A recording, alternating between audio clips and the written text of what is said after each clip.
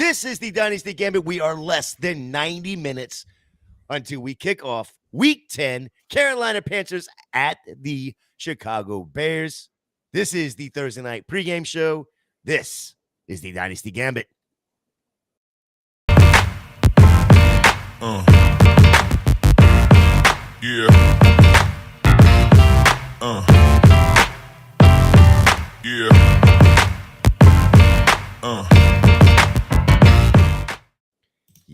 Yes, it is another Thursday night. It is the Dynasty Gambit. I am your host, Gator J. You can always find me at FantasyJ77 over there on Twitter. I am joined, as always, by Steven at Target Shares over there on Twitter. Steve, we are missing our third tonight. Brian had some stuff he had to take care of personally. Let us know a little bit ago. Understand, hope he is good to go. He says he will be back next week. How are you tonight, sir? Doing well. Not as well with my home fantasy football league that I care about the most. Put up, I think, about 70 points this week. My combo of, Kupp, Bijan, Pollard, and Keenan Allen combined for a total of 0 touchdowns this week. Pretty rough there, but, better days ahead. Well, I mean, you said Bijan, and I had to wonder if you were talking about like the Texas Longhorns Bijan, which was right down the street from you. Or, I mean, I guess the guy just completely decided he didn't want to play. I don't know what the deal is going on over there in Atlanta with Bijan Robinson. I think it's fixed now. Arthur Smith, he shaved his mustache. So I think we're good. I think we're good. I think it'll be fine. Everything's fine.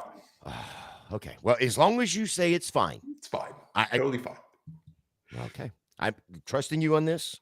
I don't know if it's fine. I don't know. They keep giving Tyler Algier the goal, the end zone looks. Well, I mean, listen, Tyler Algier's 1,000-yard rusher in 7 games last year. So I mean, he is the better back. It's clearly he's the better back. What's frustrating is that Algier actually is fine. I think he's actually pretty good, but like, why draft Bijan that high? Well, Bijan is now understanding how, as Jamie in the chat here would love to hear, Bijan now knows how Roschon Johnson felt in Texas last year. You got to teach him a lesson. Teach him a lesson, right? He fumbled, and then they taught him a lesson, and then they benched him. Yeah, so I hate the teach him a lesson narrative. It just, oh God, he fumbled. It's okay. It's bad. It's bad. Jamie, I see you in the chat, brother. I appreciate you jumping in. I wanted to go ahead and get Jamie a quick Roschon, sighting, listening to. So before we got too deep into it, listen, we got bye weeks again. Kansas City, Los Angeles Rams, Miami Dolphins, Philadelphia Eagles. 3 at least great offenses there, and then the Rams but who are okay with if Stafford's back. Well, I mean, you got 3 highly sought after offenses for fantasy purposes. Yep. And it could be a rough week fantasy wise, not having, like you were talking about, the quarterbacks themselves, but you've also got a couple running backs in there. You've also got a handful of wide receivers that we have to find replacements for, and quickly, because we only have about an hour or so before kickoff tonight, and then the next 2 days. So let's dive into it. Let's dive into your stock up for week 9. So stock up, in my article the week before, I wrote about Tank Dell, just saying, like, go get this guy. I think he's really fantastic. And then this last week he blows up, which is always fun. Definitely my stock up player for the week, but really just anyone in that Texans offense, especially the passing game particularly. But Tank Dell last week, 6 receptions, 114 yards, 2 touchdowns. I really like the ESPN receiver tracking metric stuff. He's 3rd overall in their open score. And then based off his overall profile, if you were to tier him, he's in the same bucket as a lot of elite receivers like Stephon Diggs. So he's really popping off, and especially over the middle of the field. So for an actual NFL team, passes over the middle of the field are more efficient than passes to the boundaries. And CJ Stroud is crushing it in efficiency over the middle of the field.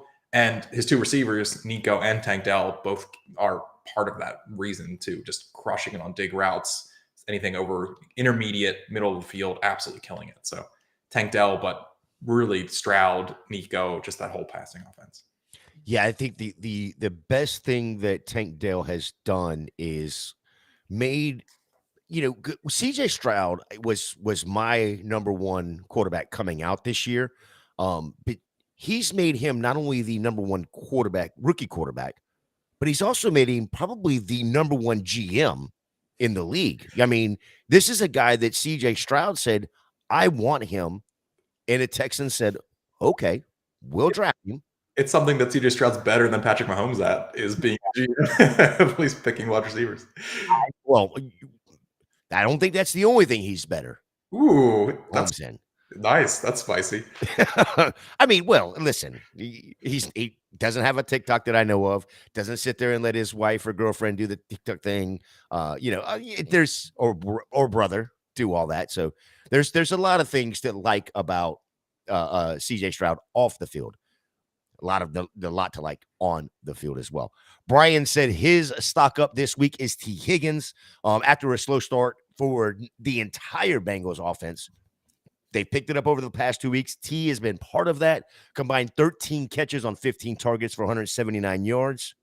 The only thing he's missing is that touchdown. But he's got in there. He's got in there on 2 different occasions. So I do like the T. Higgins pick. Now there was a question on one of the other shows that I was on, and it was T. Higgins or what was it? T. Higgins or DK Metcalf. For me, it's Metcalf. I know Metcalf hasn't really been playing that well recently. Higgins is actually hurt. I don't think he practiced today. I don't know if it's a foregone conclusion that he'll play this week. But I like Metcalf just as the receiver better. My concern with the Bengals, and I seem to be the only person in the world who has any concerns with the Bengals offense now, is that the chart that we're going to show later, Burrow does not throw the ball down the field. He has one of the shortest ADOTs in the entire league. And that's where Higgins dominates, or those deeper targets down the field. I've just concerns that they're just going to keep throwing the ball short to Chase, who I don't blame them. That's pretty fun, and it's Jamar Chase, but just concerns with Higgins and his role with this current version of the Bengals offense. Yeah, I think I would, without diving into the numbers like you just brought up, I think I would lean T. Higgins because I think T. Higgins would probably be a 1 on most teams, right? Yeah. But so how do I look at it? And then I go to the quarterback. And I trust Burrow more than I trust Geno. But I can if you dive into the numbers, and maybe Geno is throwing the ball further down the field, but is that Tyler Lockett share? Is that DK share? So that would be something we have to look a little bit deeper in. But I would be on the opposite side. I would be on the T. Higgins side of that. And also you could make the argument that JSN is a better third receiver than Tyler Boyd. So there's more competition there too. And yeah, he absolutely is. I don't think that's you can make the argument. No, I think that's a fact. I think he is. But yeah, just concerns for me with the role in the current version of the Bengals offense. But I seem to be the only person on the planet who has any concerns right now about the Bengals offense. But no, I don't think you listen. We saw what they were to start with. I think that there is still that lingering, it could possibly one stupid injury to any, to a particular piece could cause this offense 5 steps backwards. Yeah. And the receivers, I mean, I think Chase practiced today. Higgins didn't, but there's still questions about both of them playing. Chase has that back, and he had those vague comments of like, I'm glad I'm alive when they asked him how he's doing. I don't know. That was weird to me. I don't know if you heard those comments, but it was kind of like the reporters asked him about his back, and he didn't really say anything specific. He just kind of had some weird comments. No, I hadn't heard that yet. It's weird. Stock down for Brian is Kenneth Walker. And the reason is over the last 2 weeks, he's amassed 82 total yards, 0 touchdowns, 17 carries. But the most alarming stat for Brian is that Zach Charbonnet has actually gotten a higher snap percentage than Kenneth Walker. What do you feel about Kenneth Walker as a we're a dynasty show, but let's talk about his value, because in season, I do believe Dynasty and redraft are almost the exact same because it's all about value, who you're starting to sit in, because it doesn't matter, what rankings you're going to go look at. It's all about start sit. But what is the value of a Kenneth Walker right now after these 2 games that he has not done what we expected him to do? And Zach Charbonnet starting to creep into his share. I still think Kenneth Walker is just really, really good. And so if you can get him on the cheap, I'm okay buying him in redraft or dynasty. I think maybe I'm a little bit more optimistic about this Seahawks offense than others. I know they had a really brutal week last week, but this might be the time to go get them. I think they're both really great. I know that Pete Carroll kind of talked glowingly about Zach Charbonnet recently, but then I think he just talks glowingly about any single Seahawks player. Like, I don't think if he would have asked about Kenneth Walker, I think it would have been the same thing. So yeah, I personally really like the talent of Kenneth Walker. So I'm not super concerned. Yeah. I mean, I'm not overly concerned, but it is somewhat alarming, I guess, that, 2 weeks ago, 3 weeks ago, whatever it was. Yeah, 3 weeks ago, Zach Charbonnet was basically, 15% snap share. And then all of a sudden he's starting to creep up. And that's exactly what people expected for him to be doing. You do wonder if it's a little bit game script dependent. They see him as more of a passing down back. I don't think Kenneth Walker can catch passes too, but I think they see him that way, and they were getting, pretty beat up. You wonder if it's a little game scripty, but. Well, let's talk about your stock down this week. So for me, I don't like saying this, but it's Tony Pollard. I have him in my home league, like I mentioned. He hasn't scored since week 1, and I think I'm just getting frustrated. How do you not have a touchdown since week 1? I mean, it's back-to-back games of under 55 rushing yards, under 15 receiving yards, and no touchdowns. Just not what you expect when you drafted him in probably the second round, something like that. He's had some tough matchups against the Rams and Eagles. Those are not easy games, but just starting to get a little concerned, especially when the Cowboys are scoring as many points as they are, and then none of that goes to Pollard. Yeah, I mean, I think it's slapping a lot of people in the face because it's showing how much Zeke Elliott was the primary back in that backfield, and then they got to highlight, or feature, you would say, feature Pollard, and he was able to excel in that role. It doesn't look like he is going to be or is capable of being a primary back, especially when you have to face defenses like the Eagles twice. Yeah. Now of course the Commanders, got rid of their front line, but you still have those formidable. If the Cowboys are going to be where they want to be, they're going to be playing these formidable defenses on a yearly basis. And I just don't know if Pollard's able to hold up to that. And I think that's some of the issue where Mike McCarthy is like, okay, now that's not working. That what we wanted to do and run the ball is not working. We know he's a run first coach, but he can't run first, not with Pollard by himself. So now Dak, you take the reins. We have to throw the ball. It does feel like, and I haven't looked at this, but I probably will for next week, the amount of time where they're just running him straight up the middle is crazy. He's more efficient. I mean, every running back is, but especially him. Get him to the edge. Give him something outside. I feel like when you watch it, it's just, okay, here's another run up the middle. Here's another run up the middle. Get him some space. I don't think they can. I just don't think they can. I don't think they're so. That offense is designed to run up the middle and then go that way, and not having Zeke there to be that other, that different change of pace back, or that bruising type of back. Because that's not Pollard. That's not Pollard. They're using him that way, but that's not him. Because they have no other choice. Yeah, and that's unfortunate for both the NFL, for Tony Pollard, and for us as fantasy managers. Yeah. Speaking of running backs, I do want to hit on this real quick because I think Jamie is now the new Campbell's soup guy, making Roshan some Campbell's soup. He had the flu last week, but he is feeling better today. per sources, the source being Jamie. Jamie. Bro, right there. All right, we got the Thursday night game. It is the Carolina Panthers at the Chicago Bears. Bears are favored by 3.5 over under a whopping 38 points. And this is as of yesterday at 5:00. I don't even know if it has changed. It may be down to 26 by now. I don't know. I'm not going to go look at it to find out because this is going to be an absolute barn burner. And now I'm wondering, is this why Brian decided, you know what, I'm going to take the night off? He's waiting until next week. We'll get a better next week. Yeah, we'll get a good matchup next week. But no, injury report for tonight is Brian Burns is out with a concussion. Fields listed as doubtful with his thumb. DJ Chark elbow is listed as doubtful. And Khalil Herbert knee still currently on the IR. The Bears did not elevate him to the 53-man roster. Any of those, I mean, I'm a little surprised that Herbert didn't get elevated. Same here. Are you? Yeah, I was kind of hoping he would. I'm not surprised by Fields. I think I saw a tweet that he officially got ruled out.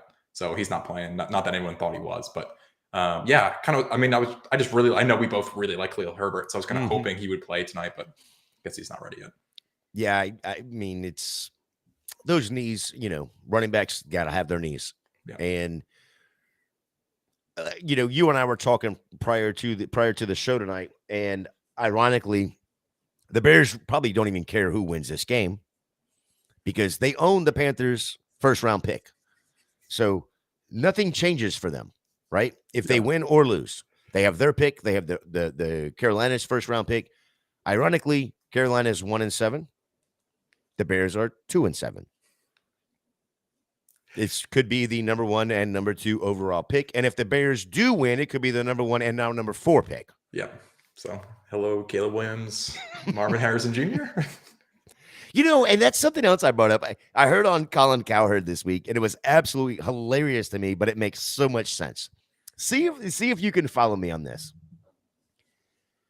The NFL is the worst company to apply for a job.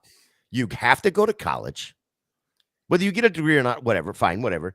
You move on to the next step into your career, and you go to the worst situation you can. Take this, for instance. You go to college for a business degree, right?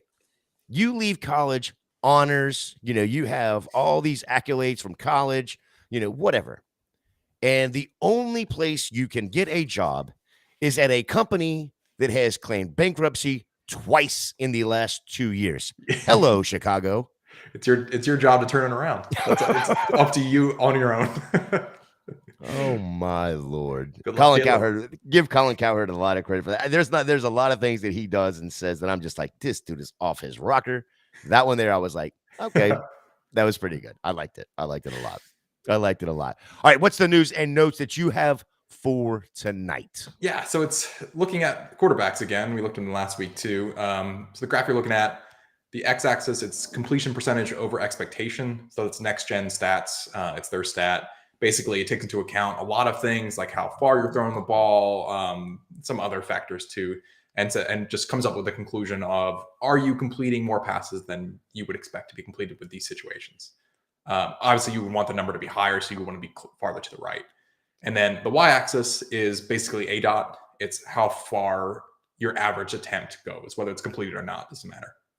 Why I'm showing this tonight is the two quarterbacks that we have tonight are all the way at the bottom. Tyson Bagent and Bryce Young, pretty much next to each other.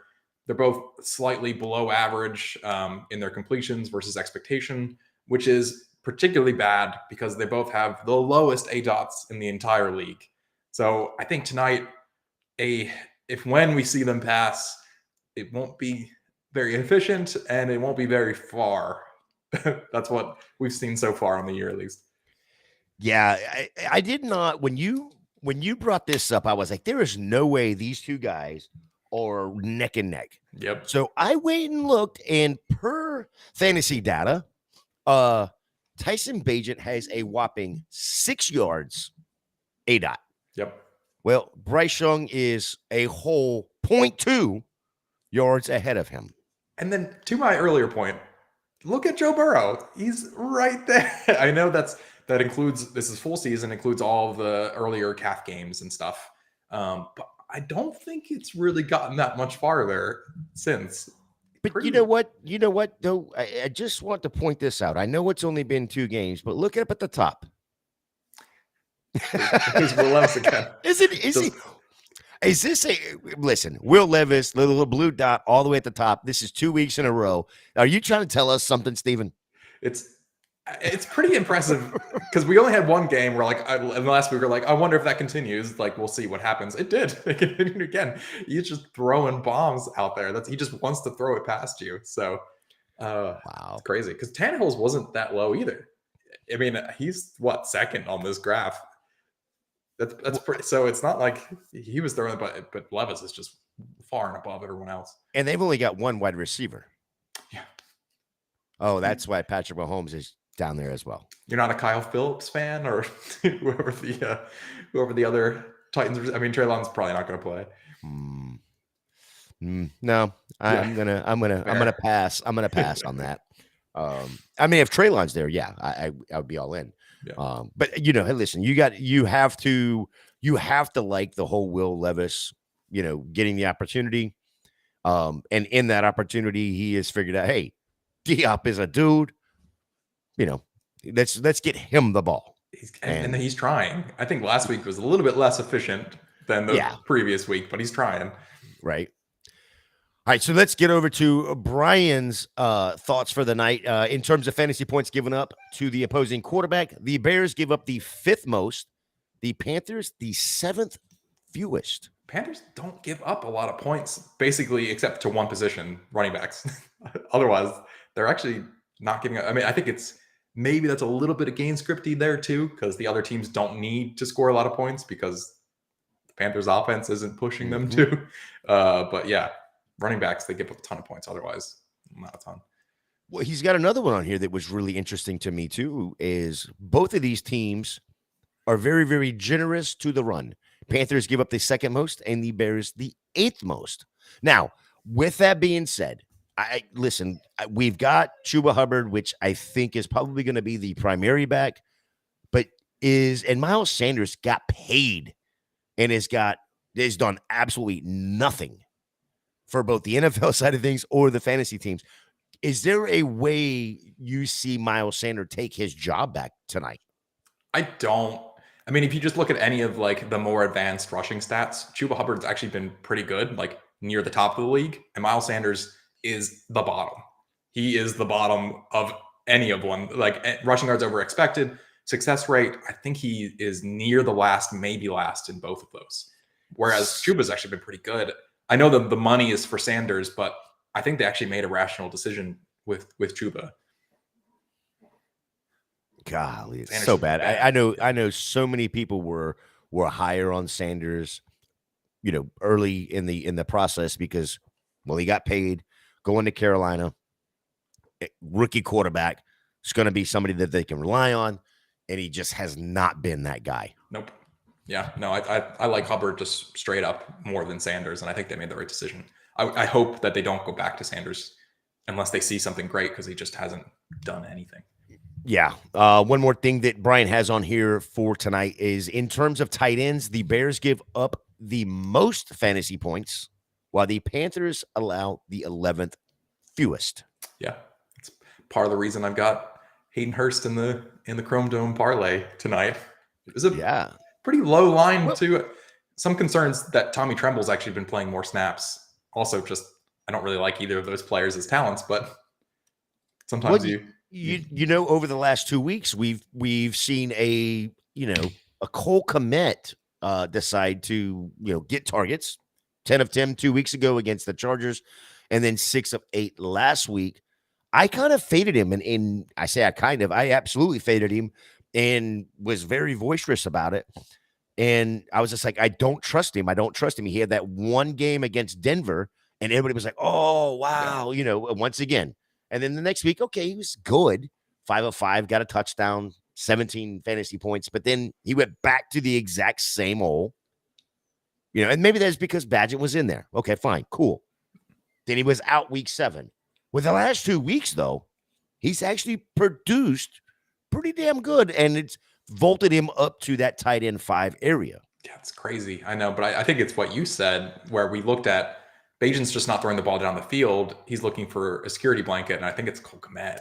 Whereas Fields was willing to push those deep throws to DJ Moore. I just don't think you're going to see that as much from Bajan.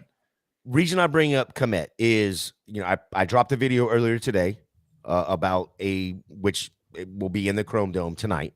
And then somebody wanted to add a piece to me, and that was Courtney from Going for Two. And he was like, hey, we need to add this to it as well. And I think I might agree 100% with this. And his addition to my parlay was Cole Kmet for receptions. 4. Let me see what I had here. His lowest targets this year was against Kansas City. It was 2. And then he had 3 against Minnesota. But everything else, just target-wise, has been above that. When you look at what he's caught just about damn everything. He's only missed 9 receptions, 41 of 50.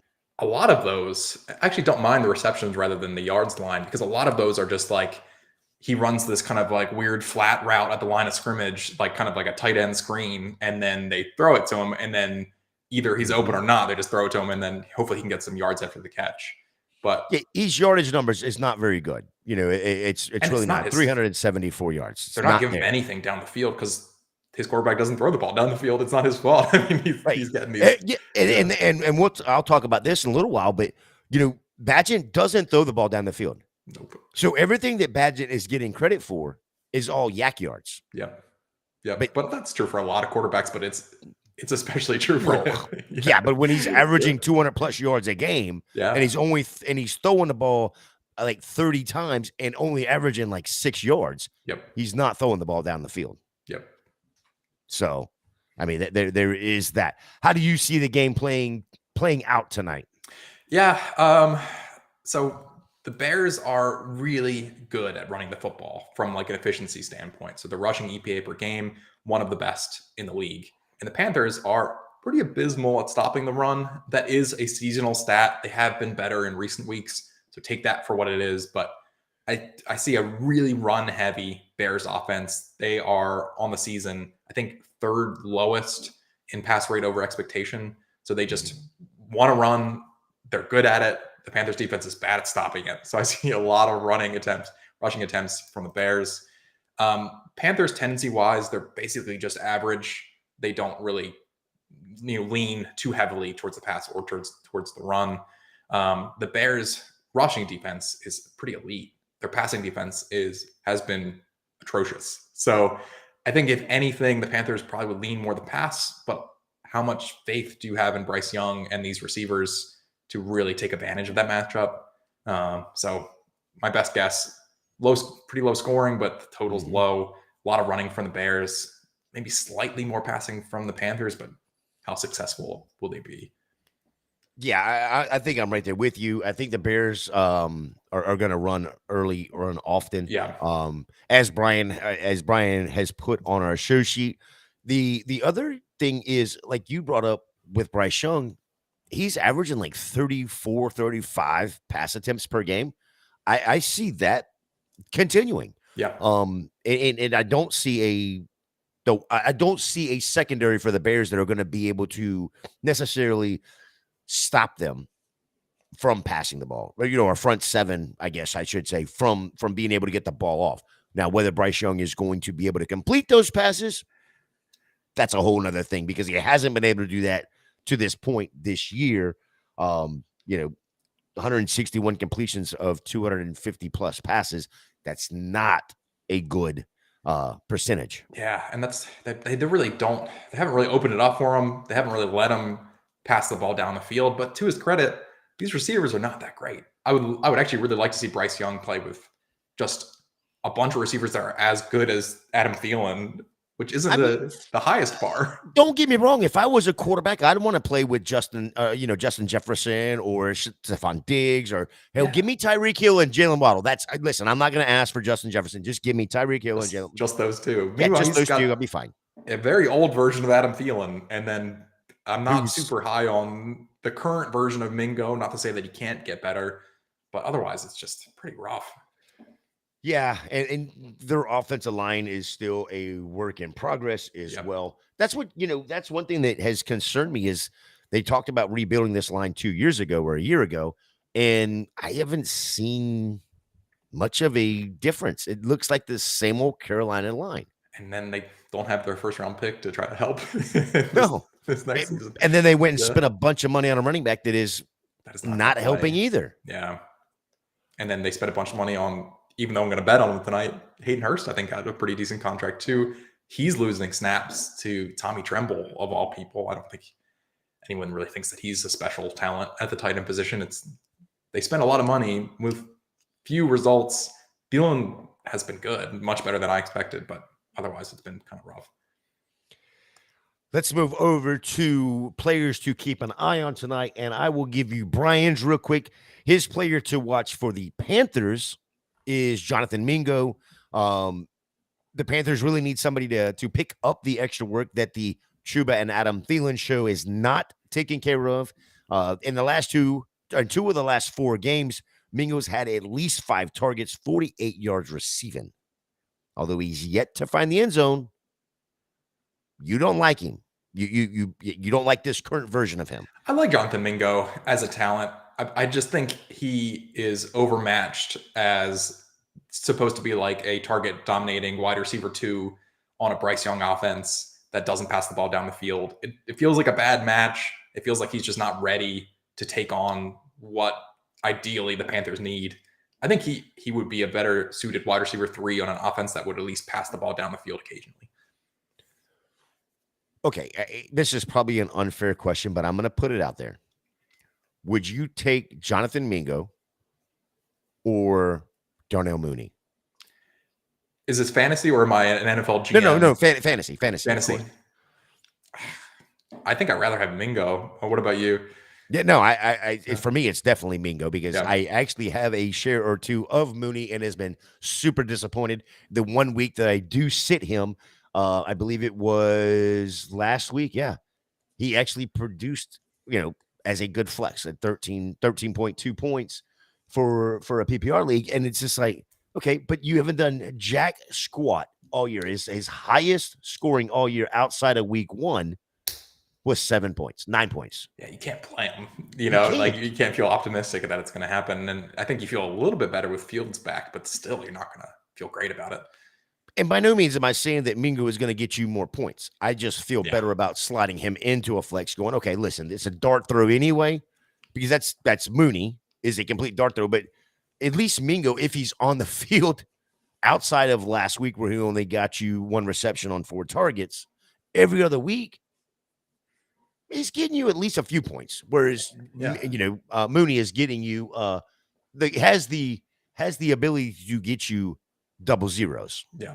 And at least he's a rookie, Mingo is. And so you have the hope that he can, and he probably will still improve as the season goes on. There's, he could continue to develop into more of an NFL receiver as the season goes. So you have some more hope for optimism for him too. Very, very, very, very true. All right. I gave you Brian's Panthers player to watch and Jonathan Mingo. Who is your player from the Panthers to keep an eye on tonight? Yeah, I think it's the tight ends. So Hayden Hurst or Tommy Tremble or both. Like we mentioned, Bears really give up a ton of fantasy points to tight ends. And so that's and Bryce Young doesn't really pass the ball down the field. So I think if the Panthers are going to be successful with this pretty good passing matchup, I'm thinking it's going to be to the tight end group, either Hurst or Tremble, maybe both. But they're actually okay against wide receivers, but league last against tight ends. So hoping maybe see some tight end yards tonight. Yeah, it's going to be, man, I want to see Komet get a lot of yards because being selfish. And I'll be selfish because I don't have a bunch of Komet shares. I do have a few DJ Moore shares, but I'll share why I want Komet later on when we talk about the Chrome Dome, because I have it complete under on DJ Moore on his yardage. And it has a lot to do. Here's the thing too, we look at the Kansas City offense and we all want, piece of good offenses, right?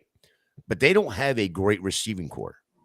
Well, the other side of that coin is you could have a good receiver and have a bad quarterback. I think that's tonight. Right.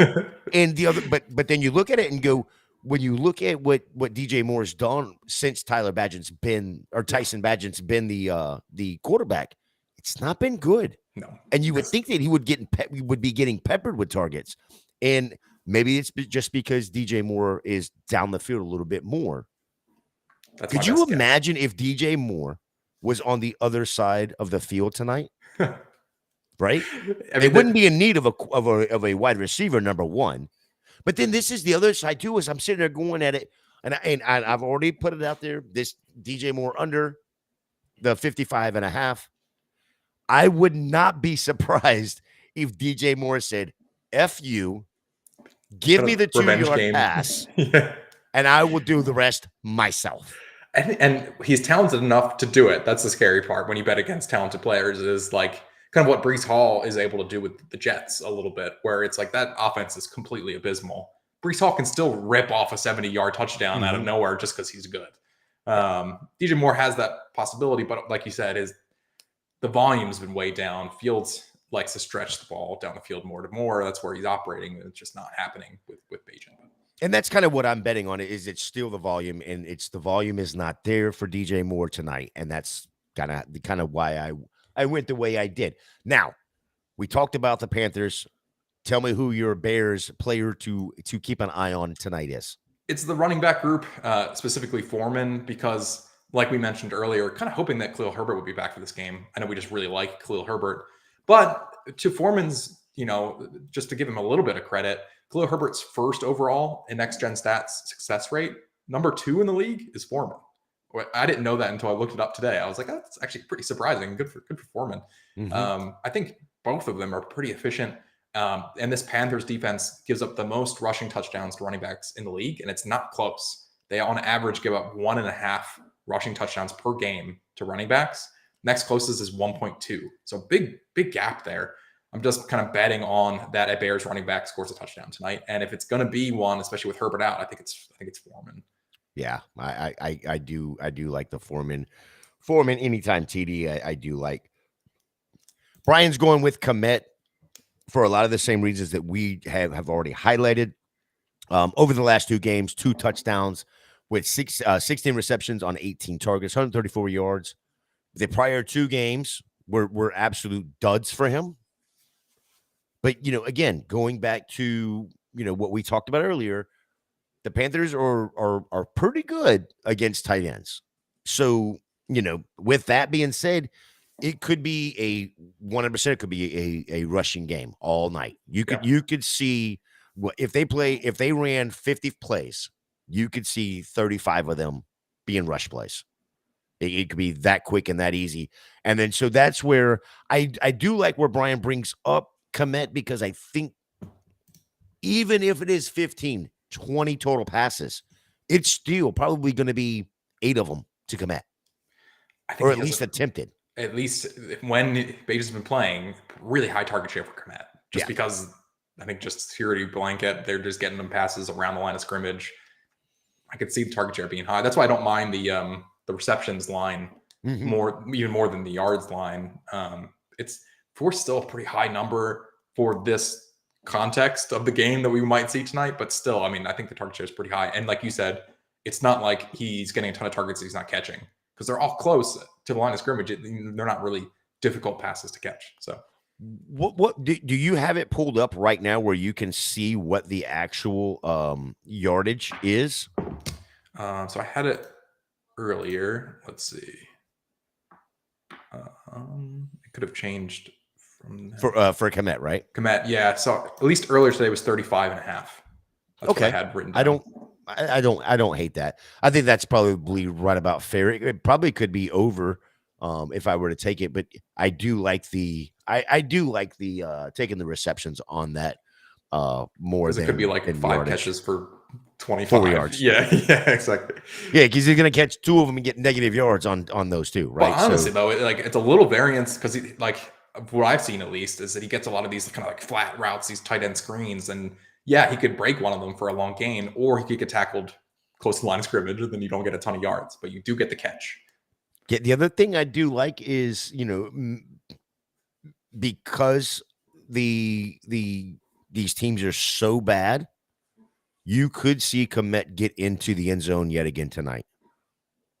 Yeah, pretty easily. I thought just one other kind of like random stat that I thought was interesting. The Bears defense, they give up the most receiving touchdowns to running backs in the league. And that could be small sample, but I just thought that was interesting.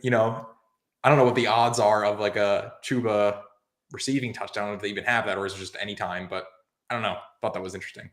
Real quick, I want to look at this, but since you brought that up, yeah. Okay. So let's take the whole picture of this right quick.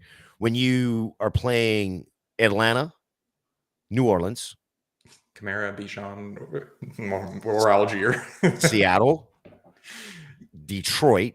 Yeah, Detroit. Miami. Yeah. Indianapolis. Yeah. Okay. Those are so it's kind of a pretty great, maybe a skewed stat. Yeah. Because there's a couple of those teams in there that have very good. And actually, you know what? Actually, take the New Orleans one out because Kamara was suspended in that game anyway. Yeah. So take that completely out. But there's still Jonathan Taylor. But they're still gonna, and it's probably gonna get worse. It's that number is probably gonna get worse for them because they still got to face Tampa twice, and we know Rashad White can play, damn good coming out of the backfield as a receiver. They still will play Kamara again. They still got Atlanta again. Which doesn't matter. It's Algiers or what's that guy's name from Texas? Roshan Johnson. That's right. Oh no, that's not him. He's not. But no. And then of course they got Jacksonville later in the year as well. So that number is going to get even worse for them. But let's move over to Brian's favorite topic every Thursday night, and that is Brian's Chrome Dome parlay of the night. I'm gonna go ahead and give you what Brian has on here for his parlay. So I did not put them into the graphics tonight. My bad. Running a little bit late. I know you can yell at me. That's cool. Brian has his final score tonight as 20-17 Dub Bears. So he is definitely going with the under. Again, the under was at 38. So barely going on the under, but he is going to under. He's got Chuba Hubbard over 40.5 rushing yards. Deontay Foreman over 62.5 rushing yards. Adam Thielen under 67.5 receiving yards. And DJ Moore over 55.5 receiving yards. Well, I hate to tell you this on a bunch of yours there. Yes, that's interesting. I hate to tell you, Brian, but this is a losing card. It's a losing card, Brian. I feel like the Gambit usually is pretty aligned on the picks. Yeah. I haven't seen a lot of the time and we do them independently too. I'll see yours and be like, oh yeah, wow, that's like the exact same one that I thought was a good bet there too. Interesting that you guys have completely different picks on it. Yeah, so I'll give you mine real quick, and then Steve, I'll let you do yours. I took Tyson Bagent, or as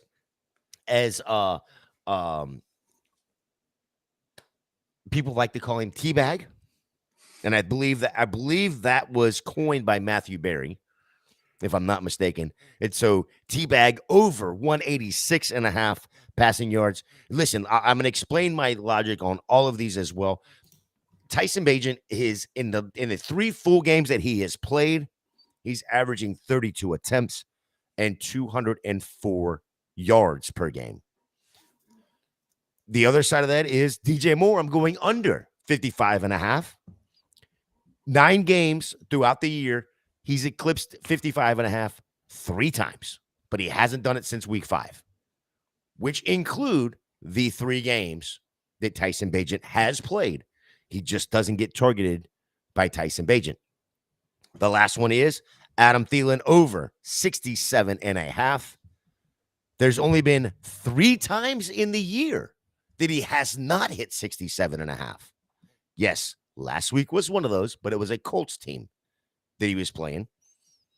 This one here is an absolute, this right here, this card is the winning chord. I'm going to hit all 3 of these. And then I'm going to look at Brian and go, trust me. Any concerns on Thielen with, last week, it seemed like from watching it that he got a lot of like bracket double coverage. It seemed like the Colts were basically like try to beat us with anyone else that isn't Adam Thielen. Mm-hmm. Do you think the Bears saw that on film and decide we're going to do some more of that as well? Yeah, I'm sure they did. The problem is without Tremaine Edmonds underneath, and then they have nobody else back there. I would pretty bad. Yeah. They're not good. Yeah. And so if Adam Thielen can get 2 catches and get loose, you could see 65, 70 yards in 2 catches in the first quarter. Again, this is the concept of what I'm going with here is the amount of targets that Adam Thielen receives and the trust that Adam Thielen has got with Bryce Young is why I don't see him not hitting 67.5. Well, I'm going up against both Thielen and Kmet in my home league this week. So I'm hoping he doesn't, just selfishly. Hang on. What'd you say? Hang on. I couldn't hear what you said. Oh, no, he's gone.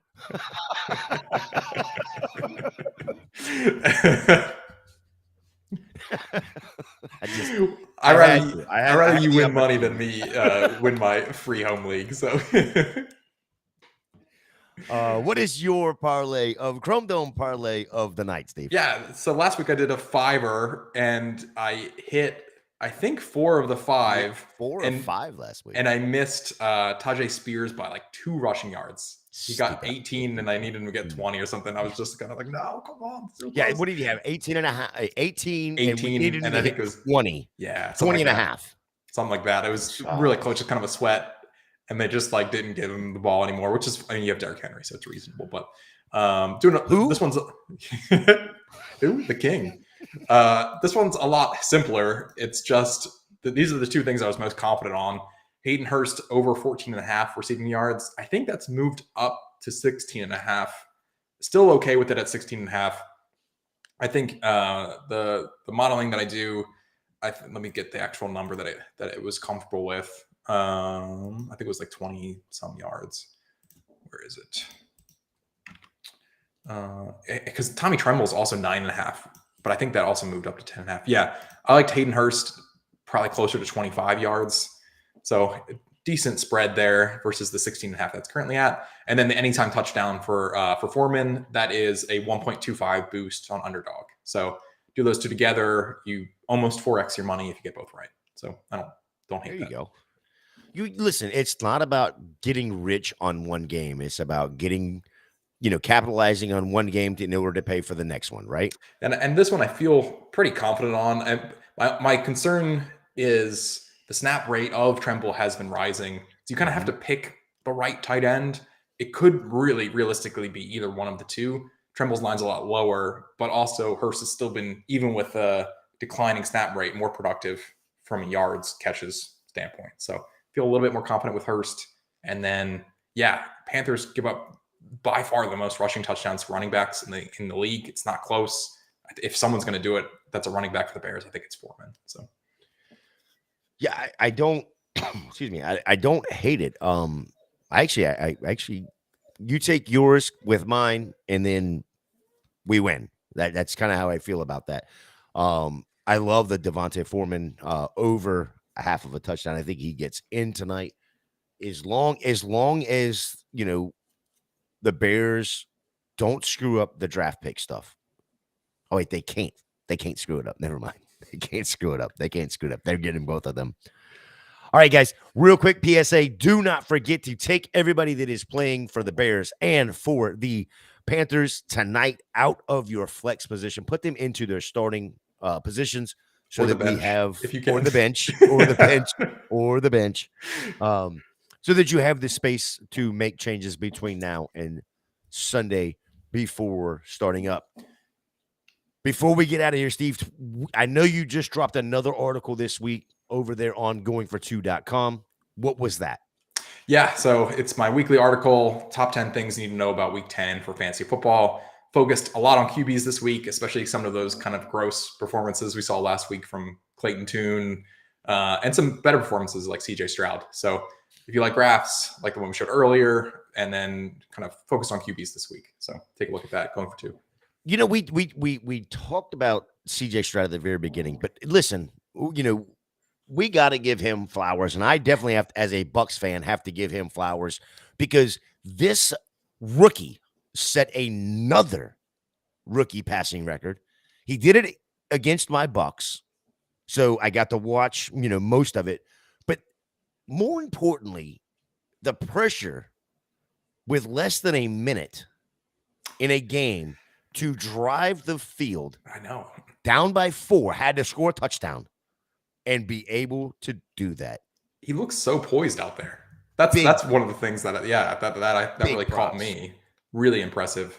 That second half, especially, he could have had an even bigger day. That first half, he missed a couple of open passes. He didn't have his best, first quarter at the very least. It's the second half where he just took off. I think he could have had over. I don't want to say easily, but he could have had over 500 yards in that game. The Bucks secondary is so bad, It's but not CJ Stroud is great. just so good. Yeah. He's just so good. I love this kid. Really, really, really do. I love this kid. I think there is a bright future for him. They're in Houston, and I know the records will keep coming his way. The accolades will keep coming his way. Props to him for doing that and being such a good person. Tough matchup this week, though. Bengals defense is legit. Lou Anarumo is really good at scheming up a defense. Curious to see how he does against that. It's a tougher matchup than your Bucks, unfortunately. No. Yeah. You know, you're absolutely correct. But this could absolutely be, when you look outside of week 1, when they played Baltimore, this could absolutely be his toughest matchup of his career. Yeah. How about fantasy playoffs for the Texans? That's part of the reason I really like Tank Dell. Really like the fantasy playoff schedule for Stroud, for Dell, for Nico. I like the Texans passing offense for your most important fantasy weeks. Yep. I do love that as well. Don't forget, get over there to goingfor2.com. Go check out Steven's article. Also, while you're there at the bottom right-hand corner, go ahead and click the join the Discord. You can join us over on the Discord there at Going for 2. Go check out the YouTube channel. Make sure you like, subscribe, all of that kind of good stuff on Twitch. We've got shows on Monday night. You got the Monday night pregame show. You've got Tuesday. There's 2 shows on Tuesday. You got the Speak On It guys, and then the fantasy cheat sheet. Then on Wednesday night, you have the armchair quarterback. Us on Thursday. I believe Gladys is now doing Fridays, if I'm not mistaken. Could be wrong. But Gladys has her show Fridays, and I know it comes out again on Sunday as well, or Saturday as well. Golly, there's so many shows. There's shows every night of the week. And Kyle Sinra, the host of the Monday night show, joining us. What's going on, Kyle? Good evening. Good evening. Glad you were able to pop in and see us. Gladys is Saturday morning. Thank you, Kyle. So you get that on Saturday morning. Then on Saturday night, you got the Saturday Night 5. Hey, listen, Josh is back. They've been out for a couple days, or a couple weeks rather. Josh messaged today he's back. Him and Brian will be back for Saturday Night 5 this week. Yes, Gladys's show Saturday morning in no particular order. Saturday Night 5 with the guys there. But check out the Discord. Come join us over there. Hit us up on YouTube. You know, our DMs are always open, so we are more than happy to answer any of your questions. Also, Sunday morning there is the Start Sit show with a buddy of mine that I have another show with, Zach Pulowski, on Tuesday, but on Sunday he is there. And Kyle, what time does the Sunday morning show start? I want to say that's at 11, if I'm not mistaken. It could be 10:30, but I believe that's at 11. All of that stuff is right here on the Going for 2 network. Any last words, Steven? No, I'm hoping just for an enjoyable game tonight. I am not crazy optimistic on the efficiency of either passing attack. Just hoping that win some money on the bets regardless and have a fun game. Yeah, let's listen. it's not the juggernaut that we want it to be, I guess is a nice way to say it. It's going to be a very low scoring game. If we can win these bets, it will make it all worth it. Right? Exactly. Listen, there's anything, the only thing better than winning at fantasy football, free leagues, is winning money because, one player didn't get a yard or, got the yard that you needed. So go place your bets now. Get those in. You can check out the show real quick. Just if you've got a little bit, back up 15, 20 minutes, go check out the parlays that we put out there. Hit those. You can actually combine. If you combine mine and Steven's, you will win. Also, Steven guaranteed that, by the way. This is not a guarantee either. Geno Smith under half a pick. I know my pick last week was brutal with Bryce Young, who not only threw more than one pick, he threw 3. So rough game for him. Interception model still was really good last week, right 2/3 of the time. Geno under half. It's live on Underdog right now. I really like Geno under half a pick. You said Geno. Are you meaning Bryce? Oh, no, not for tonight. Not for tonight. You're saying Geno Smith. Yeah. Geno Smith for Sunday. Yeah. Will not throw an interception. That's the dream. That's the dream. All right. For Steven, for myself, for Brian, who wasn't able to make it tonight, this is the Dynasty Gambit. We will see y'all next week for a barn burner. We got the Baltimore Ravens, Cincinnati Bengals next week. Should be good. I'm ready. Yeah. Let's do that. We'll see y'all next week.